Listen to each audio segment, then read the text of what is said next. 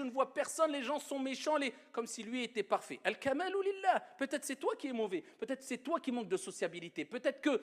Et de toute manière, tu ne feras pas partie des meilleures personnes. Soit, quelquefois, il est meilleur de s'isoler. Et le prophète le faisait quelquefois. Mais ce n'est pas de s'isoler à tel point où on se coupe complètement de toute société et on s'éloigne de toute personne prétendant qu'eux sont mauvais, nous on est bons. Le prophète dit, les croyants qui se mélangent aux gens et qui patientent quant à leur préjudice, ou face à leurs préjudices et leurs méfaits, est meilleur que le croyant qui ne se mélange pas aux gens et qui ne patiente pas face aux préjudices des autres.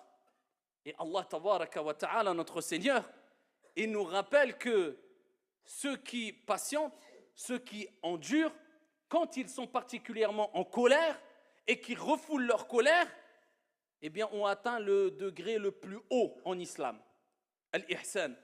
Car il y a al-islam, al-iman, al-ihsan. La bienfaisance, tu t'approches de la perfection, c'est le degré le plus haut. Eh bien, Allah Jalla wa Ala dit dans le Coran, وَالْكَاظِمِينَ الْغَيْظِ وَالْعَافِينَ عَنِ النَّاسِ وَاللَّهُ يُحِبُّ الْمُحْسِنِينَ اللهم اجعلنا منهم. Il dit, et ceux qui refoulent leur colère, leur rage, tu es en colère, il contient sa colère, il la refoule. وَالْكَاظِمِينَ الْغَيْظِ وَالْعَافِينَ عَنِ النَّاسِ. Et ceux qui pardonnent aux gens, sont connus pour être pardonneurs et pardonnent aux gens. Wallahu yuhibbul muhsinin. Et Allah aime bien al-muhsinin, ceux qui ont atteint ce degré le plus haut en islam, ceux qui ont écrasé leur âme instigatrice au mal, qui ont pris le dessus, comme le prophète a dit, le fort est celui man ghalaba nafsa, qui a pris le dessus sur son âme, qui pardonne aux gens. Dieu aime les bienfaisants. Il les a appelés les bienfaisants, ceux qui pardonnent à autrui.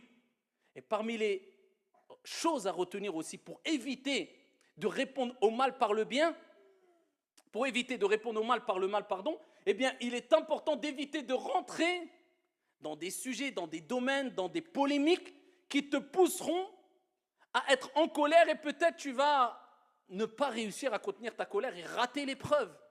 C'est pour cela qu'une recommandation que nous a donnée le prophète alayhi salatu wassalam, qui doit être prise en considération de jour comme de nuit par toutes et tous, c'est le hadith rapporté par Abu Daoud, bisanadin sahih, où le prophète sallallahu alayhi wa sallam nous dit, et c'est comme si il nous rappelait, mieux vaut prévenir que guérir. Parce que quand on est dans le feu de l'action, c'est autre chose. Mais avant d'arriver là, tu peux éviter cela. Les conflits, les querelles, les disputes, il dit celui qui délaisse la polémique. Celui qui délaisse la polémique, toute forme de polémique stérile. Quelqu'un te dit c'est blanc, toi tu as le droit d'argumenter en disant non, c'est noir parce que. Il continue, non c'est blanc, arrête-toi, khlas.